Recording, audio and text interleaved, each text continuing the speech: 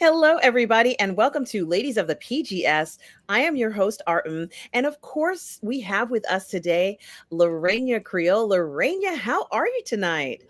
I am doing great for a Monday. And as always, happy to be here with you on the Burnettwork and with our amazing chat. Absolutely, Lorena. I've missed you, and I'm glad that you're back. There is so much to talk about, and of course, one of the hottest shows that you and I would obviously be talking about because you and I have done Bridgerton, like live watch parties. We live watch partied. I think it was season two, correct? Of Bridgerton on our channels. We absolutely love Bridgerton. It's one of the most amazing series. Of course, it's written by Chandra from Hmm. Shondaland. She does Grey's Anatomy, amongst other things. Grey's Anatomy has been on for almost 20 years on network TV. She's maybe might be the sole survivor of network television. Outside, it is a medical procedural, but outside of the CSI, the police procedurals, she seems Hmm. to have really shined there. But Yeah. she can do so much more with Bridgerton, pumping that out, being one of the highest rated shows. And then, of course, the spinoff to Bridgerton, the Queen Charlotte story, her prequel, so to speak, her prequel about Mhm. how Queen Charlotte became, the belle of the ball, this beautiful queen.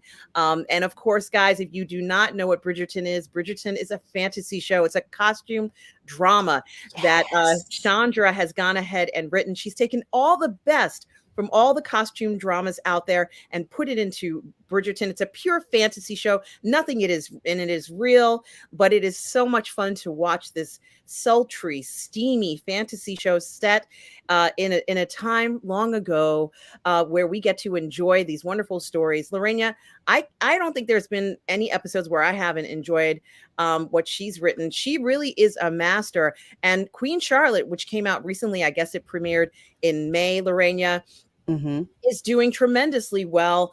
And you and I were talking about it. We knew it was coming.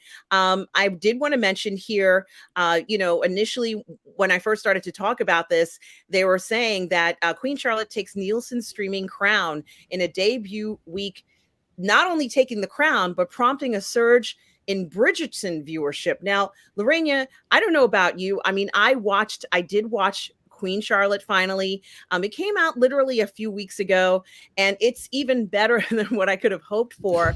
Boy, this woman is talented, such a talented writer. And honestly, Lorena, between the performances, between the costumes, I know I love the costumes, I love the drama, I love the romance. Oh, yes. It is an adult story, meaning that there is sex in this story. So anything with sex in it, I am fine with. There's romance. There's, a lot of intrigue. And it really is so much fun to watch this. And we're seeing the backstory of Queen Charlotte, one of the most popular characters in the series from Hmm. Bridgerton. We get to find out how she became queen. Certainly, very interesting story. The actors are amazing. I just think that Chandra is doing such a great job with this, and now people are going back to watch Bridgerton. They didn't even know about Bridgerton. Lorena, how could they not know about Bridgerton, which was also one of the highest rating shows on Netflix? I am not sure how they didn't know about Bridgerton, but when I think about it, it kind of depends on your tastes, I would say. So if you're like, say, we're in the nerd space, we're in the geek space, right? And Netflix is used to that's the type of thing that you look at. So the recommendations that they're going to give you, it's going to skew that way. So if you're paying attention, you might see the top 10, the general top 10. More than likely, you're not looking at that. You're looking for your niche stuff. So I didn't know about Bridgerton until somebody told me about it. Mm. And then I started watching it and I'm just like, oh my gosh, this is like an Jane Austen novel. Not Bronte. I couldn't stand Bronte's writing, but I like Jane Austen. I'm partial to Jane Austen, and it's that whole Victorian era. So it's like an Austen novel brought to life with the steamy bits that you didn't have in the Austen novels, you know, right there. So unless you were looking for it, unless you were predisposed to it, I will say that if you watch K dramas, you'll probably get pushed to pushed to Bridgerton, as well, because that's the audience that they're looking for. And with the talk about it, people going back to say, what happened? I guess what happened with Bridgerton if they missed Bridgerton and got in with this one, then I'm not surprised. I am really not surprised, especially as in this series, this prequel, you do see flashbacks back to Queen Charlotte as the mature woman that we see in Bridgerton, if anything, with an even sharper sense of humor when she has to, deal with her children and deal with, other people, and especially just the heartbreak of Yes. having to, I won't say endure, but let's just say the long suffering with what's happening with her husband, King George. Because when you see him in Bridgerton, he's obviously not himself. We don't know if it's dementia or Alzheimer's or whatever, but there's something mentally not stable, and you're probably thinking, why is she so cold towards him? Because she seems cold and clinical towards George. But then when you see the prequel, you start to understand what's going on and why she is the way that she is. I'm not trying to spoil it, because I really think that that's, if there was the best development exposition in that to bridge the two, you see the reason why Queen Charlotte that we're introduced to in Bridgerton is the way that she is. Absolutely, Lorena. I think that you've made such a good point. We're seeing a lot of different things going on. One thing we're not seeing is any modern situations whatsoever.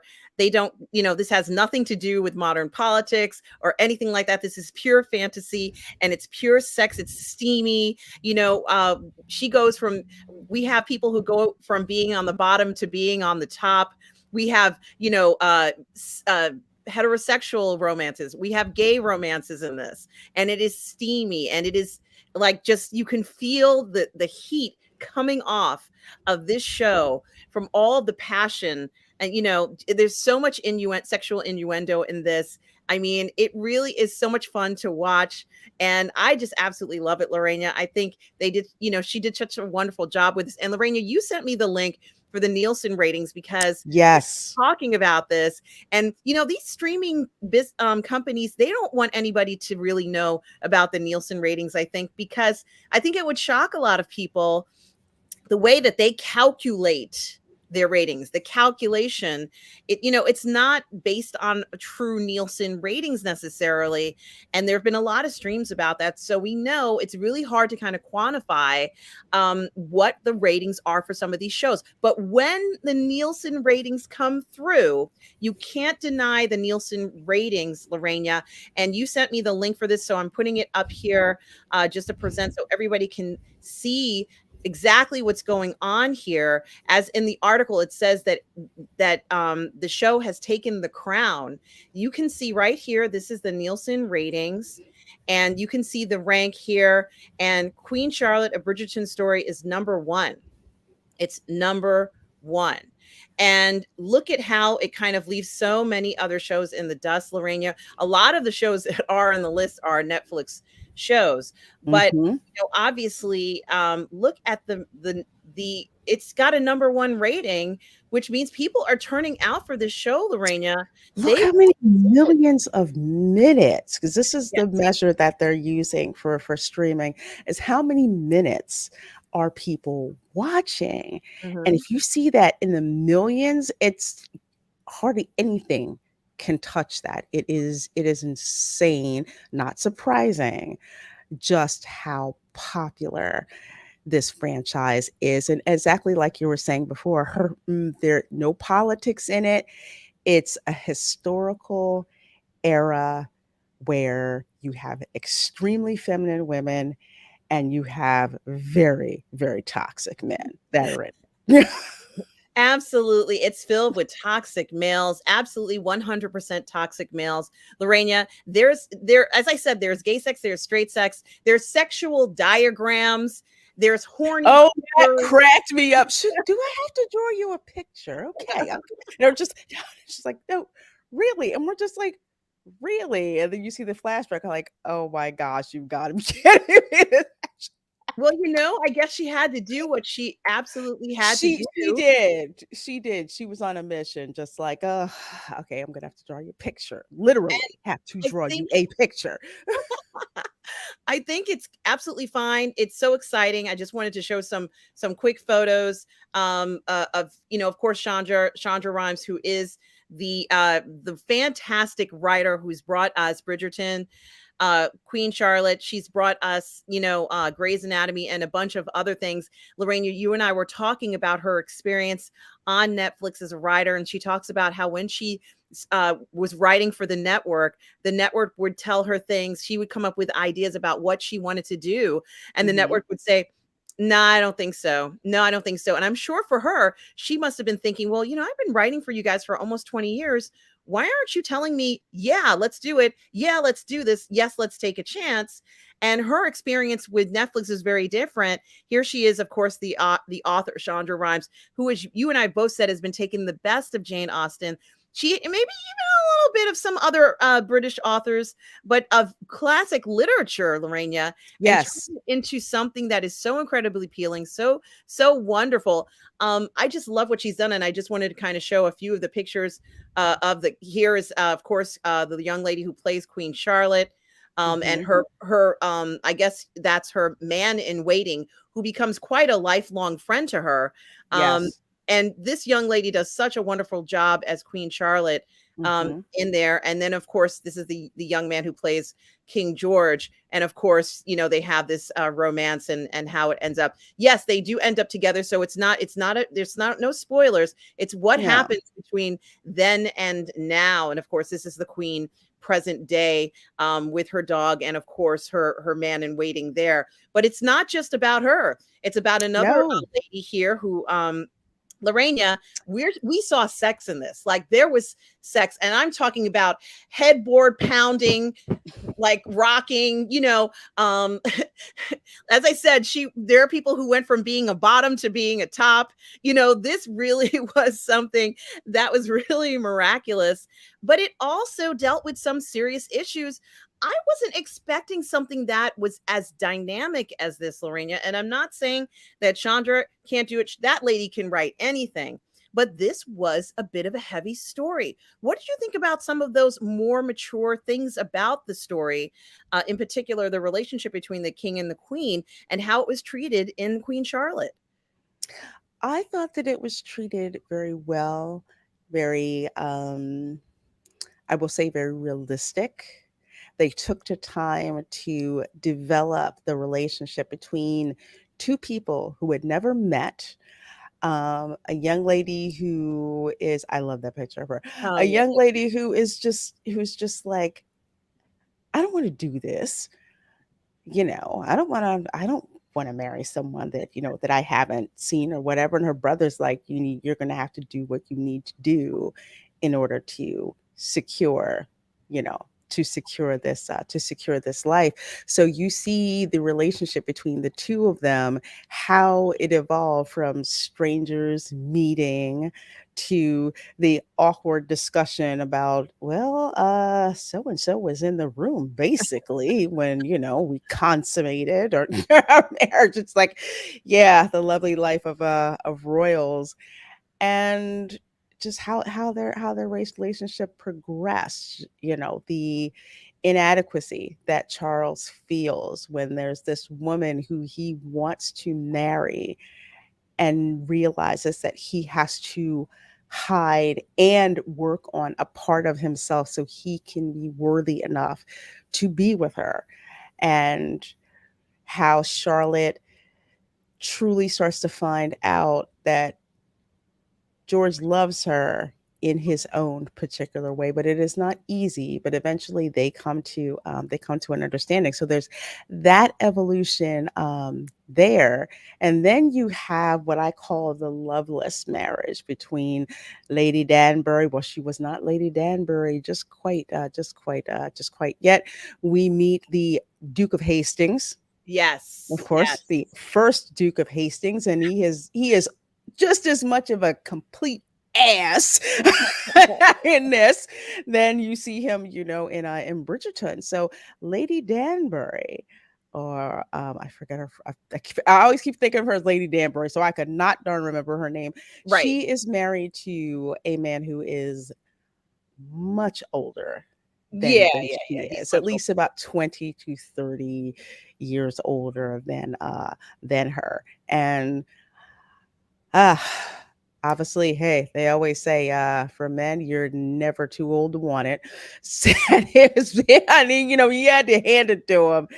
He was pretty much getting it in there, and she's just, you could tell she doesn't want to be there. She doesn't love him, but she does respect him, She's because in this doing her particular, duty. she was doing her wifely duty, as in, he was, I think he was royalty, I think, in Sierra Leone or something like that.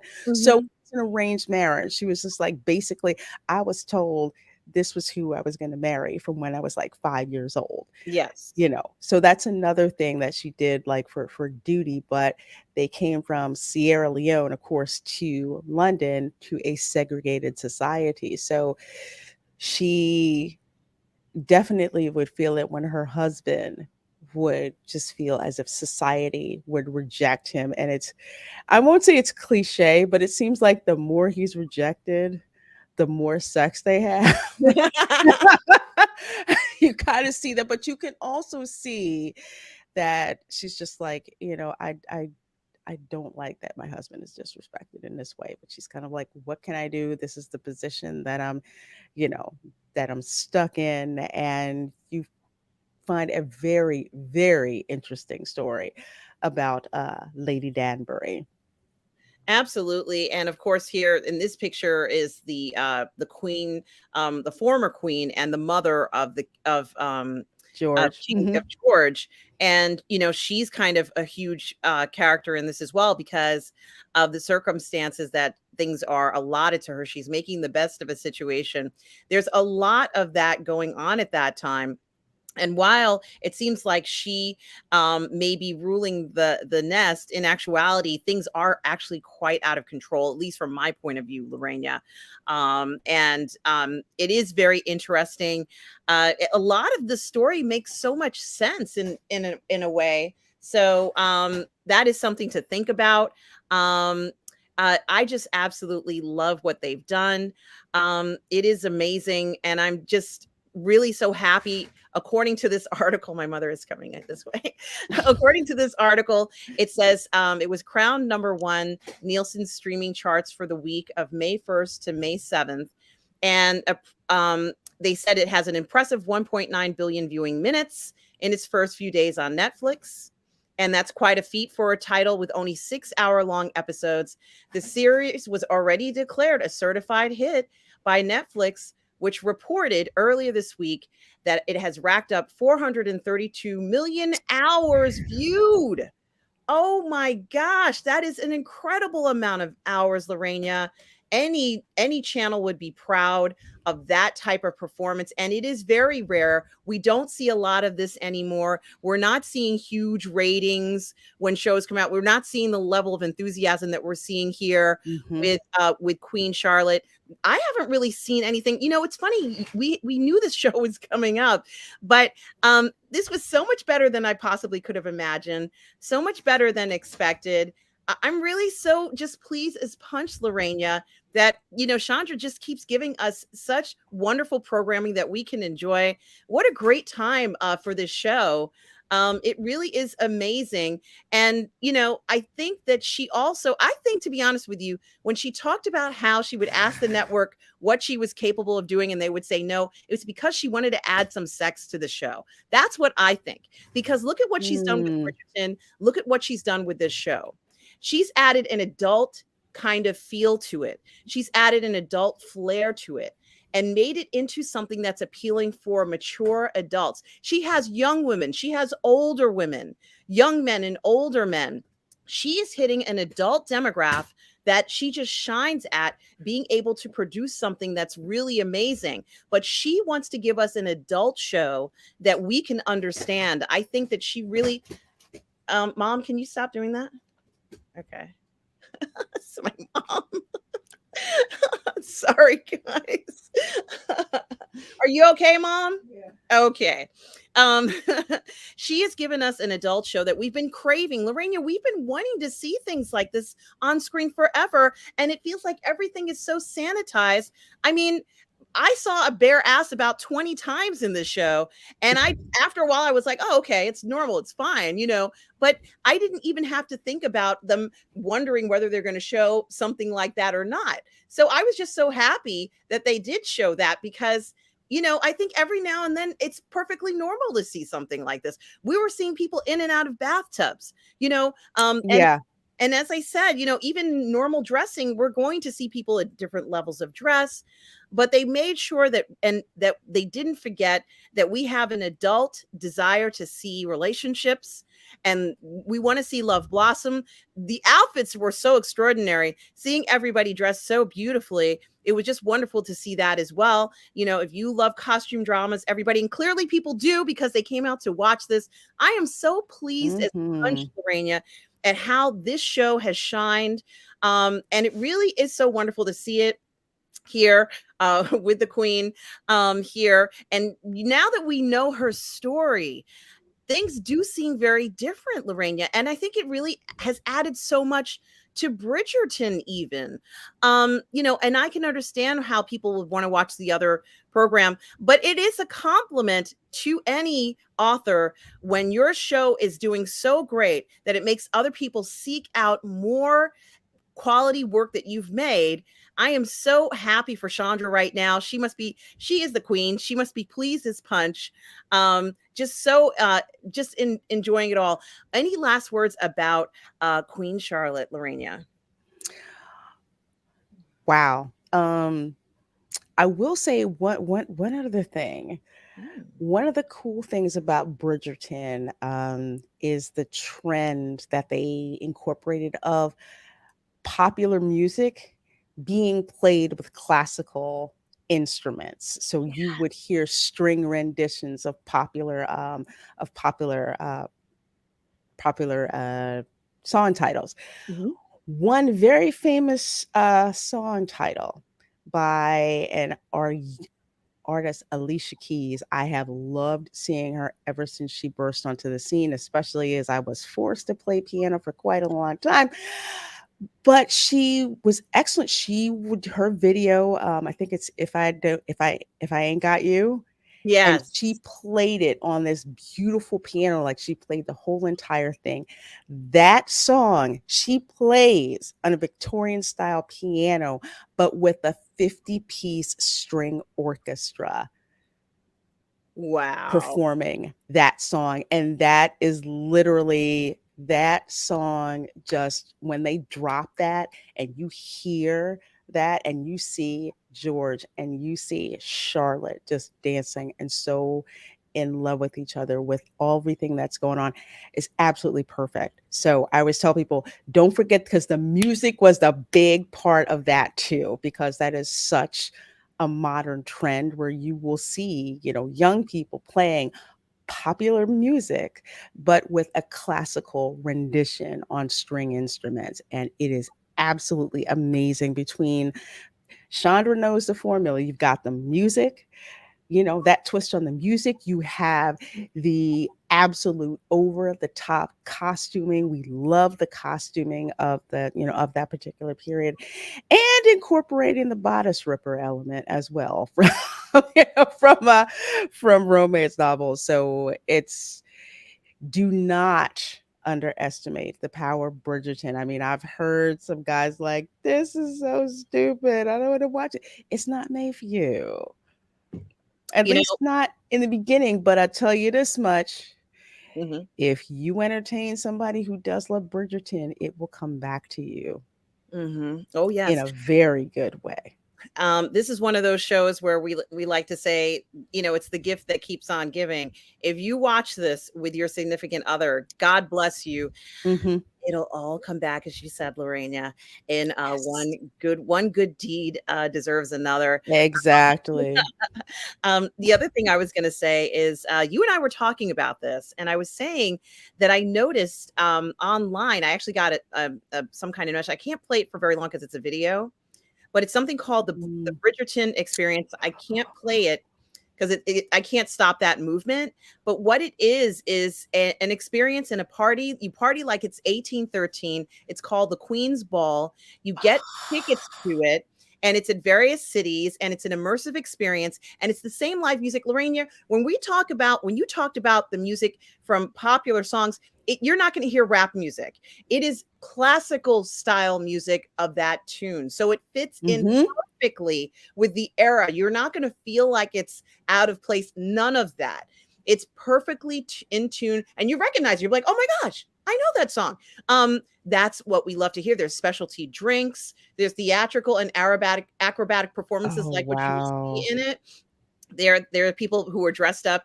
I can't play it for too long, as you know. There's photo opportunities, and here's some gallery pictures. Look at these fine people who have gone to a Bridgerton experience. I think it's around $40 or $50. You get dressed up. Mom and I already have our tiaras. Look at this. Look at how beautiful. Look Look at at the fun times people are having with this. Look this. at this party. Look at that. Oh my gosh. See, that's what I'm talking about. You go all out. Oh gosh. Yeah. And it's at a lot of major cities. Look at this. This is just so much fun to see people enjoying themselves, people having a laugh. I believe I clicked it on it for New York. So I would the prices are for New York, but let me just close this thing. Ooh, is There. this sponsored by Pop Sugar? E News? Today, I'm being nosy. I'm just like, is it gonna Yeah. be figures? No, it's nowhere near me. I'm not going to Atlanta. Forget that. Well, you know something? Lorena, you and I both know that this experience is not going anywhere. They're going to make more tours. This is not ending by a long shot. I think it's wonderful. I think that they have a Queen's Court, and they have sparkling wine. There's all sorts of things in this. It's for $40. It's kind of like those pop-up things. Remember for Stranger Things, Mhm. they had a bunch of Yeah. those. It's and of course you'll be transplanted to the English Regency era, just to enjoy it. But I did just want to bring it to people's attention. If you have been watching Lorena and I talk about this, and if you are one of those fans, just keep in mind that the ball does exist and you can attend it. Certainly, as I said to you, Lorena, I have a feeling they're going to be expanding this tour after the response from the success of the show.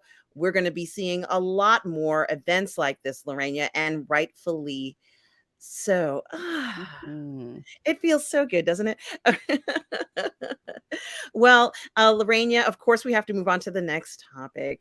Um, Across the Spider-Verse, Lorena, this really has been an amazing series.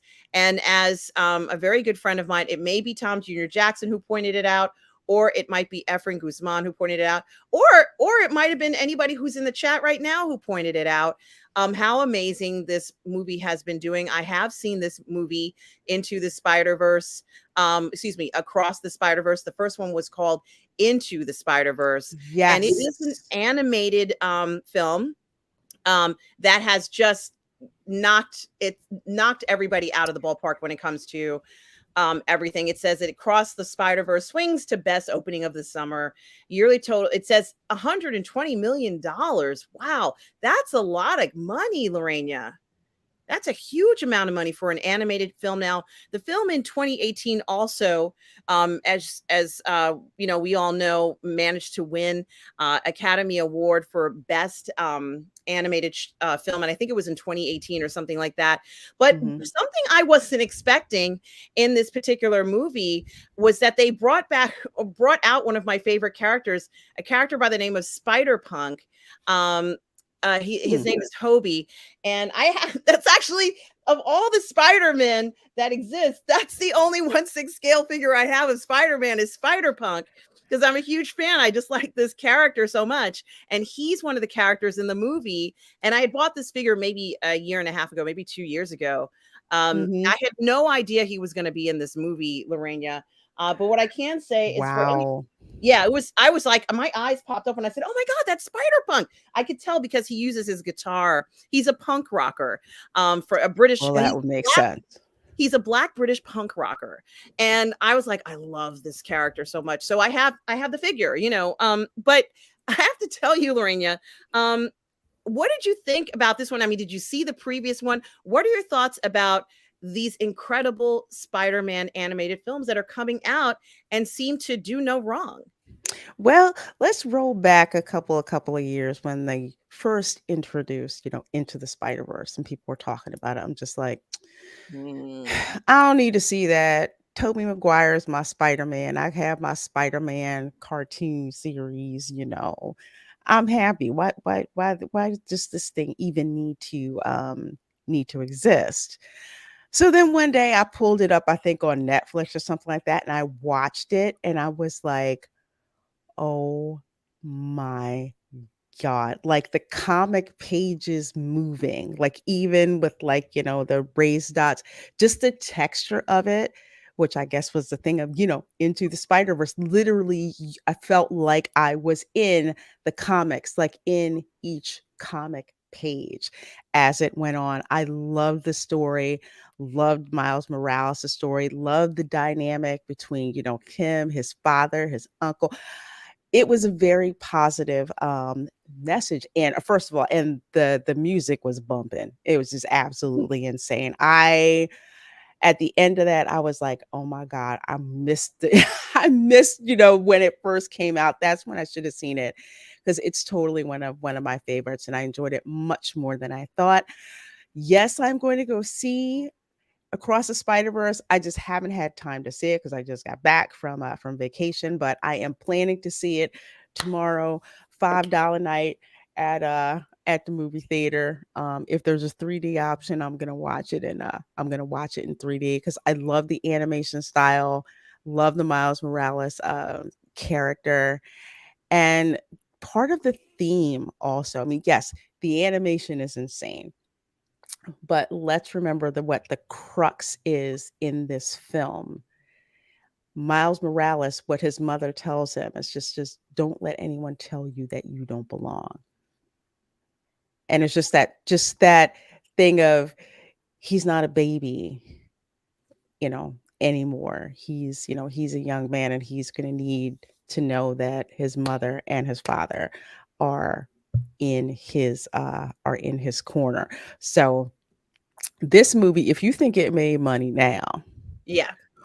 wait until that weekend of Father's Day. I keep telling people this movie is going to make even more money on that weekend. I Absolutely. cannot. Yeah, yeah, I really think it is. I mean, Little Mermaid, no, no, no, no. That's zero competition. Transformers Rise of the Beast is coming out too, which I do like, but I think for US based audiences, it's not really going to be much competition for Into the Spider-Verse. It's going to make even more money.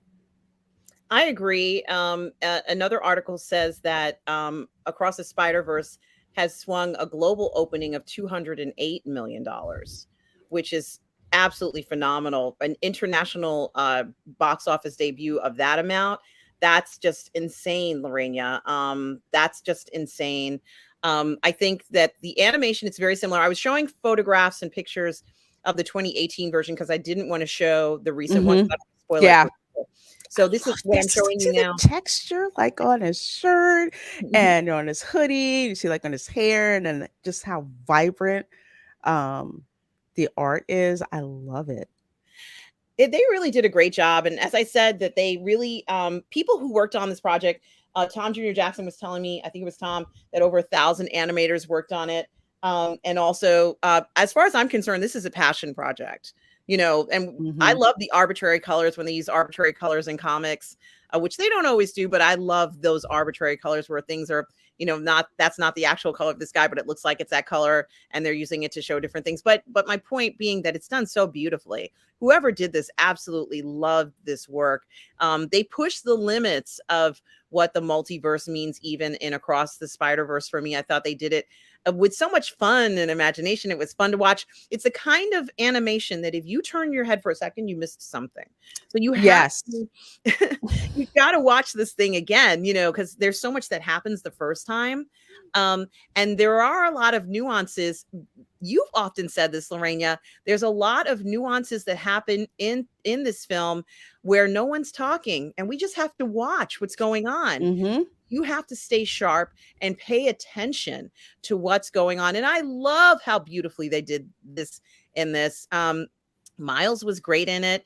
As I said, my favorite character, Spider-Punk, is in it. I couldn't say enough about it. I really enjoyed it. And I think that the continuation of the story here is, of course, Miles Morales there. And this is some other fans and stars of the voice actors, I'm guessing, from the previous one. But, I think it is. I remember this poster. Yeah. Yeah. I mean, it's incredible seeing them all move around and flip around New York City. Just really a fun time. It's meant for you to enjoy yourself. It's meant for you to look at it and be entertained. It is a new and fun way to kind of look at this, at Spider-Man. A lot of people in the chat are talking about how magical it was, and the sound design was also magical, and that there was absolutely not to interrupt you, but that's the other thing, and I'm glad you brought it up about the sound design, because when I saw Into the Spider-Verse at home, I have a big ass TV and also a sound bar with subwoofer. So my sound system was set optimally set, and the sound was crazy. So yes, abso-freaking-lutely. Yeah, and it's so funny because I think that this is also a show, as I said, and this is really important as the summertime is coming, that we have to have access to movies that everybody can enjoy. And this is one of those ones. I think you don't need to know anything that had happened. And I think this is very interesting. Yes, it would be nice to have seen the one before, but even if you didn't, let's say, which I doubt that there's anybody here who hasn't seen the previous one, but even if you haven't, it's the kind of animated show that you could see, and you don't need to have seen the previous one, Lorena. And I think that says a lot. I think that says a lot about the way that they develop a story, because it could be a standalone story. And then let's say you did see the previous one, then it connects together. But even if you hadn't seen it, you could still watch Across the Spider-Verse and understand and enjoy it. So I think that that was also a very interesting part about it, where you can't necessarily say that about every single movie that you see. There are nuances that you would miss if you skipped something or whatever. But of course, you mentioned about belonging. Are you all right, Mom? I'm wondering, am I going to get a cup of coffee? Yes, I will as soon as I'm finished. Okay. How long is that? 20 minutes. Okay. She came in the room. I have no choice of doing this. Yes. Yes, Mom, you will get everything. But let me finish, okay? I love you. Okay. So, and now I also wanted to mention that in regards to this particular movie, this felt like a film. And I know it's animated, Lorena, and I'm sure you had the same feeling when you watched Into the Spider-Verse. This feels like a film, and I know it's animated, but it doesn't feel animated. Now, occasionally I watch certain films and I'm watching an animated film and I'm like, oh, this is, it transcends a little bit farther beyond the animation. And I kind of feel that way about this. It would be, I think, maybe virtually impossible to do this in live action without a whole bunch of CGI and all that stuff. But there is something so nice about how everything is drawn out and kind of seeing that level. It feels very, very much more real because it was created by hands, I guess. That's what I'm trying to say. Versus, I don't know, maybe the animation is more appealing to me now. And I almost feel like, and we're kind of leading into the next topic, certainly, Lorena, this film is going to make so much money this year. We know that. you and I are going to watch after Father's Day. Is it the 18th? Is it the 18th? That Father's Day is the 18th, or yeah, I think it's the 18th. and I want all of you guys who are in the Yes, chat. it's the 18th. Thank you. I want all of you guys who are in the chat, because I know it's like 90% guys who are in the chat. If you do go out to the movies on Father's Day, let us know which ones of you go and whether you're seeing this film, which I imagine a lot of families, like you said, Lorena, will go and see this again. So many people are seeing it 2 and 3 times, Lorena. Someone saw it 4 times. Who was it? Tom Jr. Jackson. Gosh. Someone saw it 4 times. Yes. So wow. Yeah, it's a big deal, and I think it's just so amazing to see how much fun they can and what they're capable of doing. Now, you were talking about animation studios, Lorena, and we were talking about Disney, but of course, this is not Disney. And they were talking about how this is another studio outside of Disney and outside of Pixar that has made so much money off of an animated series, and they're not like clobbering us with content. They're not saying, well, we're going to put up a whole bunch of shows and a whole bunch of movies. We're not getting that. Like, we got one in 2018. Now we've got one in 2023. Maybe it'll take them a year or two to give us another one, and they're taking their time in making something so it comes out really nice. And I started to think about different things in regards to movies that were coming up. And just like anybody else out there, I always want to go ahead and see what's going to be playing at the theater near me. As you guys know, I live in New York and I have a local theater. I go to the Regal Theater, Lorena. And the Regal Theater that I go to is like, it's not far away at all. But part of the reason why I go to this one is because they have a bar. So I admit that. I like going there for the bar. But there's something else too. And something that I noticed is that when I was looking at the Regal Theater, the movies that are coming up, I went a little bit farther. I like to go as far as it'll allow. Like, it'll allow you to go all the way up to December. You can go all the way up to December to see what movies are coming up. And what I noticed was how unusual it was that when I kept looking and scrolling to see, I noticed that normally in advance there'd be a ton of movies, and I mean non-animated features that would be available. You could buy advance tickets and all this sort of stuff. This feels like for the first time ever, Lorena, it's June, and most of the stuff when I'm looking in advance are animated films, Lorena, and some of them aren't even new animated films. There were so many Studio Ghibli films listed. Like, for example, you and I watched Howl's Moving Castle the other day. That one's going to be in the theaters again. They had Kiki's Delivery Service. I don't know whether that's new or not. That's coming up. They had Castle in the Sky. I don't know whether that's a new one. And I thought to myself, this is unbelievable how many animated features. I have a feeling this is going to be the year for the animated feature. That's my prediction, because it seemed like there were so many there that were being featured in the theaters. Maybe the theaters will make money off of animated features rather than regular films. I don't know, but it seems like that's what might happen, and they might pull these animated features. Much easier to get these animated features into the theater again. As Insomniac 101 says, people love animation and people love 2D animation.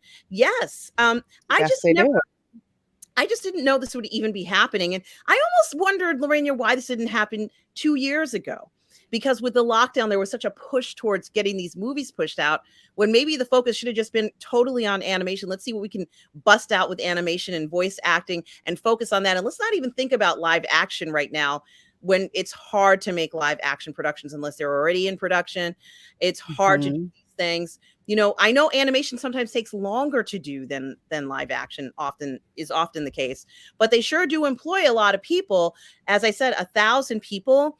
And some other animated films that are coming to the theater are things like Lonely Castle in the Mirror. Like, some of these names of these animated films, they sound so fantastic. I was seeing see if I could pull up some of them, but and I can't seem to pull them up. I thought I was going to be able to pull them up easily, Lorena, and I'm not finding them.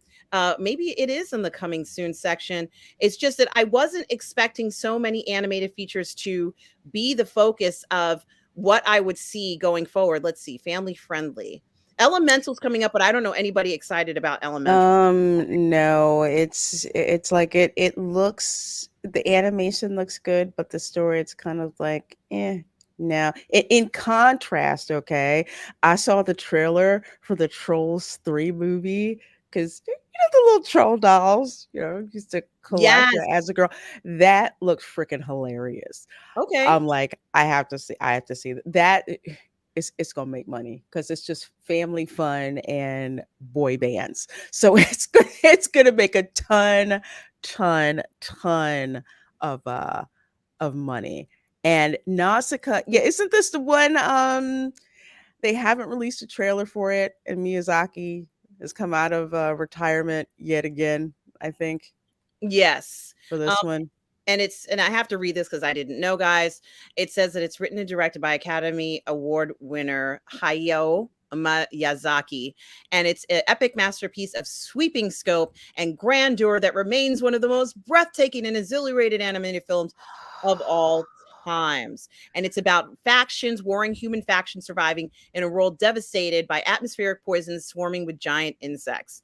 Um, I got to tell you, Lorena, I saw more Studio Ghibli films in my Regal thing going from now to December, Mhm. and other animated features outside of the house of Studio Ghibli than I've ever seen in my entire life. I almost had to double check and say, did I click the anime section? Was there an anime section? Did I click that? Lorena, what has happened? Why are there so many anime films that are coming back into the theaters? Is there a desert, or are we in a deficit where people are demanding quality animation? Yes, but where are all the movies that we normally would see?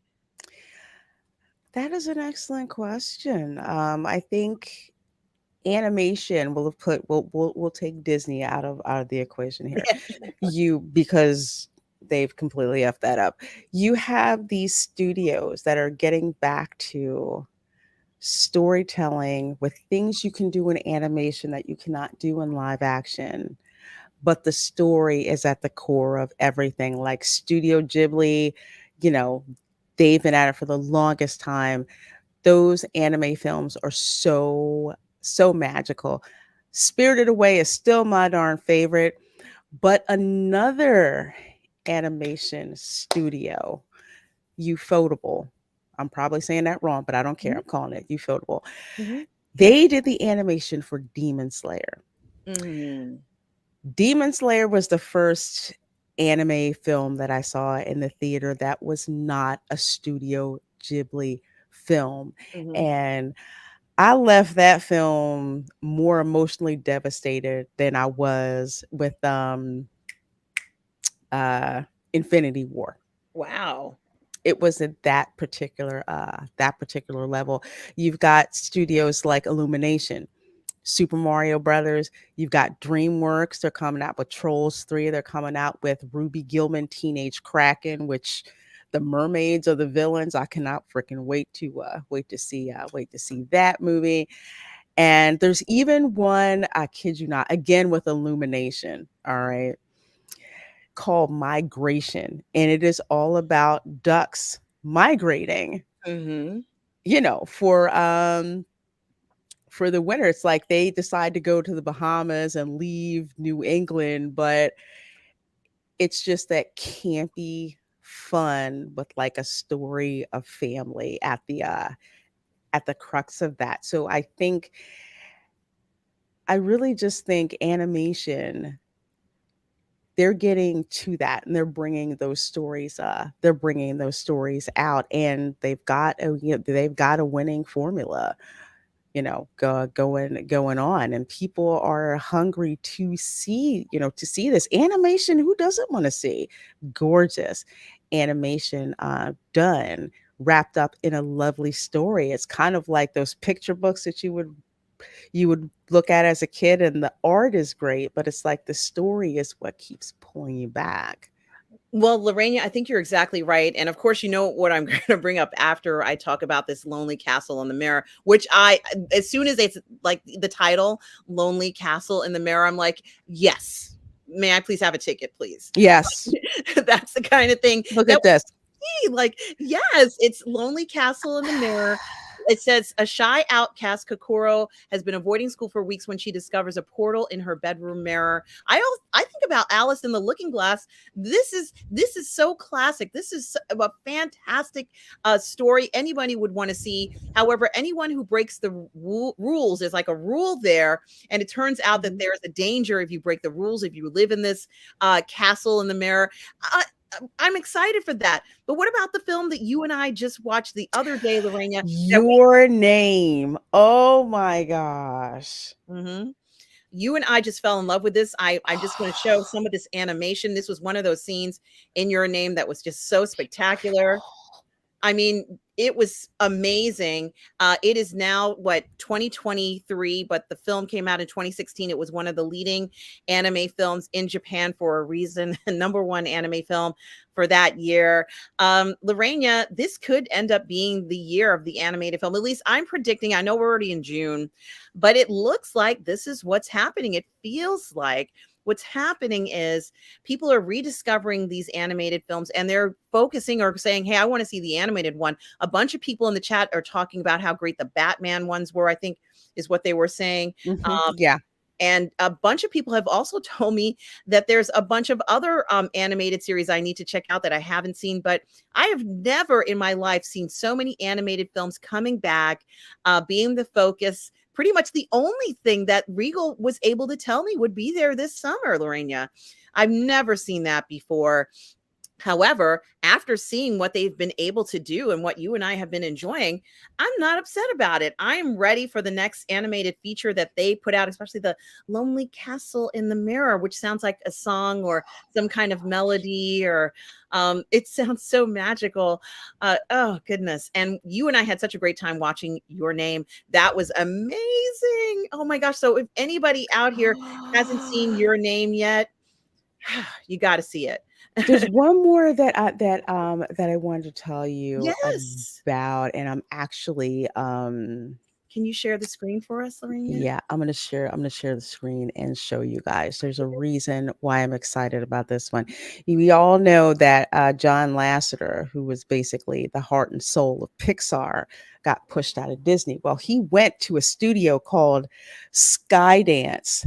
Yes. This is the feature that's going to be coming out, I believe next year, called Spellbound. Oh, wow. And Alan Menken music. Okay, how many s- Little Mermaid, original Little Mermaid? Alan Menken Yes. score is just absolutely, absolutely amazing. And look at the art with that. Look at these mythical creatures.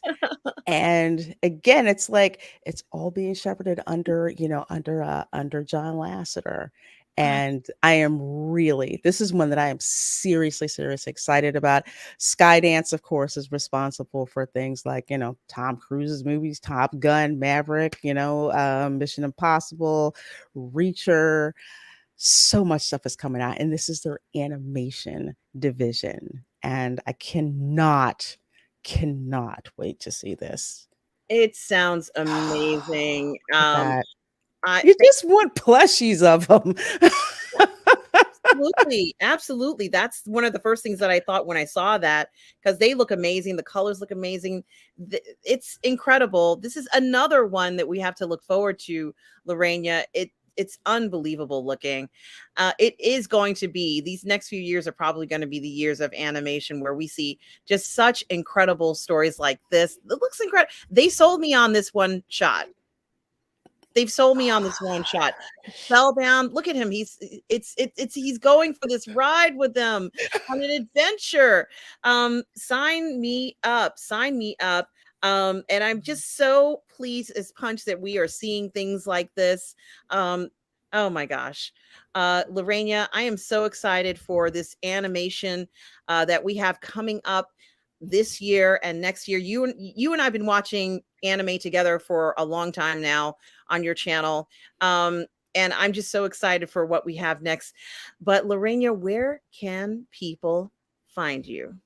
Well, folks, you can find me on Twitter. You can find me on Instagram. You can find me on Twitch. And of course, you can find me on YouTube doing various videos and live streams with myself, also with my ring woman. And oh, please do check out our latest video on my channel for toxic male appreciation. So proud of it. Such great discussion.